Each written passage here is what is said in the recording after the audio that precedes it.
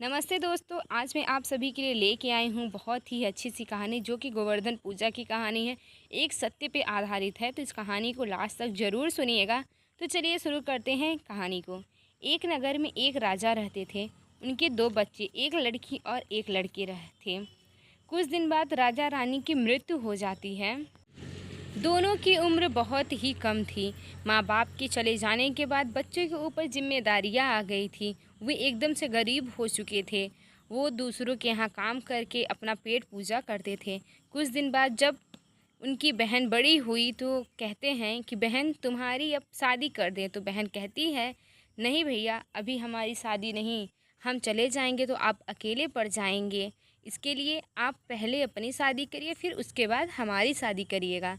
तो भाई ने बहन की यह बात मान के अपनी शादी कर ली।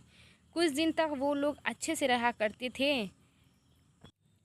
एक दिन उनके गांव में एक गरीब लकड़हारा आया और उन्होंने अपनी बहन का हाथ उस लकड़हारे को दे दिया। उन दोनों की शादी करवा दी और अपने बहन को अपने घर से विदा कर दिया। वो दोनों पति पत्नी एक साथ रहने लगे। दूसरों की मजदूरी करके वो अपना पेट भरते थे। फिर एक दिन कुछ साल बाद गोवर्धन पूजा का दिन आया।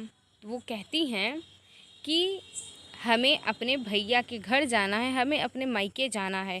तो उनके पति बोलते हैं, ठीक है, तुम्हारी इच्छा है तो तुम जाओ, हम मना नहीं करेंगे। वो उसी स्थिति में अपने मायके के लिए निकल गई। जब वो मायके पहुंची तो उनके भैया भाभी गोवर्धन पूजा पे बैठे थे और उनकी भाभी देखते ही कहती हैं, देखिए राजा साहब, ये आपकी बहन आ रही हैं क्या? वो कहते हैं, हाँ, ये तो हमारी छोटी बहन है। तो रानी साहिबा कहती हैं कि उनको कह दीजिए वो वहीं पे बरगद के पेड़ के नीचे बैठ जाएं। अगर वो इस स्थिति में हमारे यहाँ आएंगी तो बड़े बड़े लोग यहाँ जो आए हुए हैं हम पे हंसेंगे, हमारी बेइज्जती बहुत होगी। तो आप उनको जाके कह दीजिए वहीं बरगद के पेड़ के पास बैठे, हम पूजा के बाद प्रसाद उनको वहीं पहुँचा देंगे। राजा साहब गए अपनी बहन के बाद। जैसे ही उनकी पत्नी ने उनको बोलने को कहा, वो उसी तरह अपनी बहन से कह दिए और वो वहीं चुपचाप बरगद के पेड़ के नीचे बैठ गई। पूजा समाप्त होने के बाद उन्होंने वहीं पे उनको प्रसाद दिया और वो अपने घर वापस चली आई। घर आने के बाद उन्होंने अपने पति से सारी बात बताई। तो उनके पति ने कुछ जवाब नहीं दिया, बल्कि उनसे कुछ दिन बाद कहते हैं, क्या मैं बाहर चला जाऊं? वहाँ पे जाऊंगा तो कुछ अच्छे पैसे कमाऊंगा, हम लोगों की ज़िंदगी सही हो जाएगी। तो वो कहती हैं, ठीक है, जैसी आपकी मर्ज़ी, आप जाइए। वो उसी दिन अपने घर से काम की तलाश में निकल पड़े। वो बहुत दूर अपने गांव से जाने के बाद उनको एक साहूकार के यहाँ काम मिला। वो वहीं पे काम किया करते थे। ऐसे ही 4 साल उनके बीत गए। अब वो कहते हैं कि साहूकार जी, अब हमको अपने गांव जाना है, हमारी जो भी मजदूरी हुई हो आप हमें दे दीजिए, हम यहाँ से चले जाएंगे। तो वो कहते हैं, ठीक है, जाइए। तो उनको उनकी मजदूरी के तौर पे उसको सोना चांदी, गाड़ी, ड्राइवर, हर चीज़ देते हैं। तो वो कहते हैं कि हमारी मजदूरी इतना नहीं है हुई है। वो कहते हैं, तुम्हारी इतनी ही मजदूरी हुई है, जो हम दे रहे हैं वो सब तुम लेके जाओ। कहें इतना ज़्यादा? कहें हाँ, सब तुम्हारे लिए हैं। उस साहूकार ने उसको बहुत सारी चीज़ें, बहुत ढेर सारे गहने गिरो, हर चीज़ दिए और वो अपने गांव लेके चले आए और बहुत ही अच्छे से ज़िंदगी बिताने लगे। अच्छे से उन्होंने घर बनवा लिया, अच्छे से रहने खाने लगे, हर चीज़ें बहुत ही अच्छी तरीके से होने लगी। तो ऐसे ही कुछ दिन बाद फिर से गोवर्धन पूजा का दिन आया। वो फिर कहती हैं अपने पति से कि हमको अपने मायके जाना है। वो कहते हैं, ठीक है, जाइए। वो अच्छे तरीके से रथ को सजवाते हैं और महंगे महंगे गहने, चूड़ी, हर चीज़, साड़ी वो पहन के अपने मायके जाती हैं।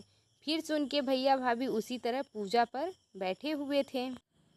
दूर से रथ आता देख भाभी कहती हैं कि देखिए, आपकी बहन आ रही हैं क्या? वो कहते हैं, हाँ। इतना कहते ही भैया भाभी पूजा से उठ जाते हैं और बहन के पास भागते जाते हैं और उनको बहुत ही आदर सम्मान से अपने घर में लेके आते हैं और सभी के साथ सभा में ठाठ से उनको बैठवाते हैं। पूजा समाप्त होने के बाद भोजन लगवाया जाता है। उनके लिए भी 56 प्रकार के भोजन लगवाए गए।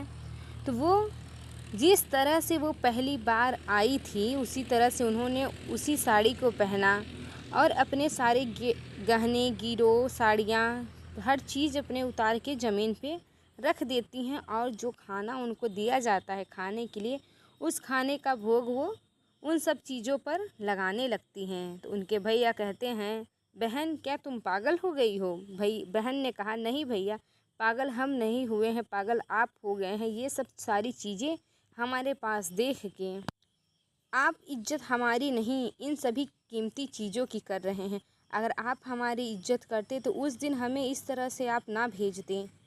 तो आज के समय पे यही देखा जाता है कि जिसके पास धन दौलत हर चीज़ होती है तो उसकी इज्जत की जाती है, जिसके पास नहीं होती है उसकी इज्जत नहीं की जाती है, जो कि एकदम बिल्कुल गलत है। तो अगर आपको हमारी कहानी अच्छी लगी हो तो हमारे चैनल को लाइक सब्सक्राइब शेयर ज़रूर करिएगा। धन्यवाद।